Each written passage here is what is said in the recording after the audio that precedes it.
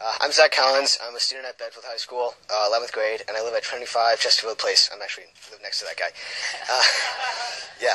I just wanted to say that I feel a little bit insulted. I guess a lot of people might feel insulted about being insulted as a Christian, but I feel insulted because I'm 16, and I know this is kind of a standard adolescent outcry, but I feel like I have an opinion, and I have the ability to make up my own mind. Now, some people might say you shouldn't see bad language, you don't want to see anything with sex in it, but I can make up my own mind on that stuff. And I can make up my own mind on Christianity, I can make up my own mind on politics, and I think we should see a balance of many sides. Like, as someone was saying, it's not black and white, it's kind of in the middle, and I think that's the way it should be taught. That some people have this opinion, some people have this opinion, and because one person doesn't agree with it, it doesn't mean it should be taught.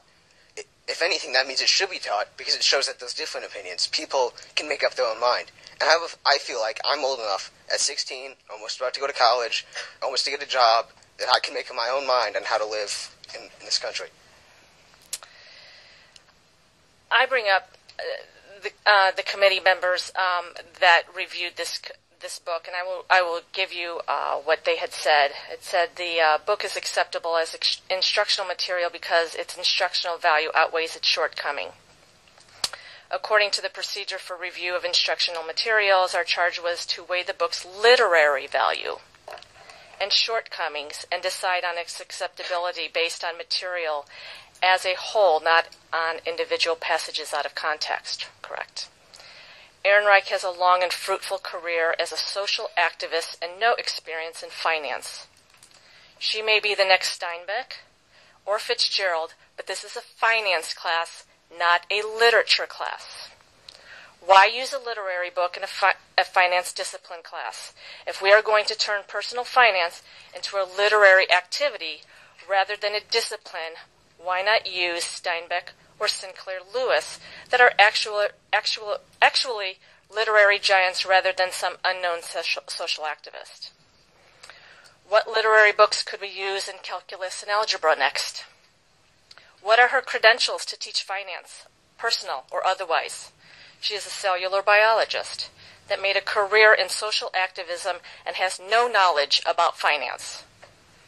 There are certainly good alternatives that could be used in this class. The Money Book for the Young, Fabulous and Broke by Susie Orman. The Wall Street Journal Complete Finance Guidebook by Jeff Opdyke. A Complete Guide to Personal Finance for Teenagers by Tamsin Butler, and is tailored to this age group.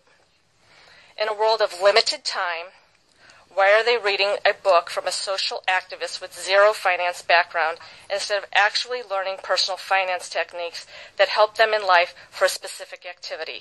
Students can learn about Ehrenreich's philosophy in philosophy class.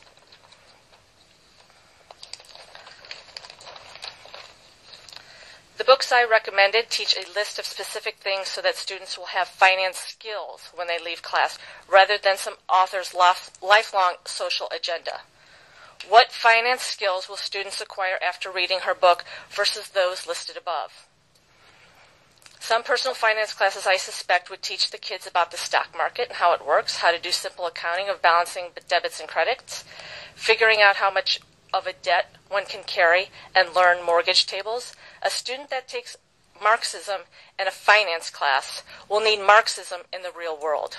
A student that takes finance in a finance class won't need Marx in the real world. Marxism is utopia. Personal finance is the reality of natural law. In Ehrenreich's world, opportunity becomes oppression. She ignores the fact that Walmart promotes 2/3 of their workers to management and they share in company stock. She ignores historical data that shows few people working in low-wage jobs stay in them long. And don't just move on quickly, they also move on to better jobs. Ehrenreich seems to have a disdain for the rich and the middle class and blames an unjust U.S. economy for the plight of the poor. However, this doesn't take into consideration dysfunctional behavior and bad choices that often prevent people from escaping poverty. I have yet to hear who is responsible for putting this book in a classroom. I think we were told that 6 people chose this book. Who's accountable? I would like to know who takes accountability if you determine this book should never have been in the finance class. The Hollis School District has a policy in place. If something is offensive or has a certain problem with their materials, they must get parental permission. I would suggest that be put on the plate. Also from the committee, we found the book provided valuable insight into circumstances of the working poor and an opportunity for students to demonstrate mastery in the financial competency. This competency requires that students evaluate personal and global impacts of various financial decisions. Competency-based education is outcome-based education. Outcome-based education used to be called mastery learning. It changes names as it gets thrown out of districts and states as parents figure out what it's all about. Critics who've experienced outcome-based education in other districts point to it as a method of changing attitudes, beliefs, and values in students. The focus is less on academic knowledge and more on reshaping values in students. Opponents in Pennsylvania claim that the state's proposed outcomes watered down academics in favor of ill-defined values.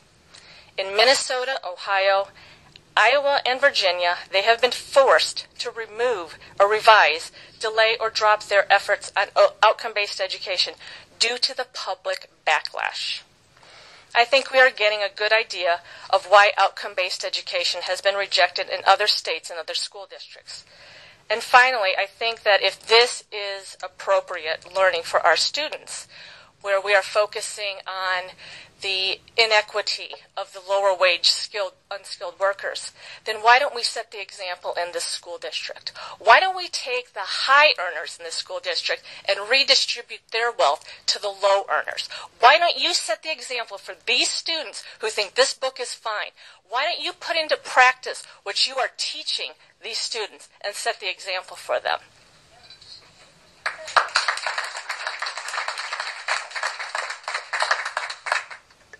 Hi, I'm Diane Bizik. I live at 20 Harvard Lane, and I would like to say that several students were denied the opportunity to speak tonight, and they were very disappointed. They had to leave and go home and do homework. So I'm glad many are still able to be here, and I have the comments of one Jordan Sulls. I don't know his address, but he lives in Bedford. He's a senior. You can look it up. What his comments was that the book, Nickel and Dime, shows flaws in capitalism, and it does not promote communism. And by not teaching us the flaws, he says we are being indoctrinated with capitalism. He thinks that it is unfair to ask students to recognize capitalism as a perfect vehicle, and he refutes the idea of social indoctrination.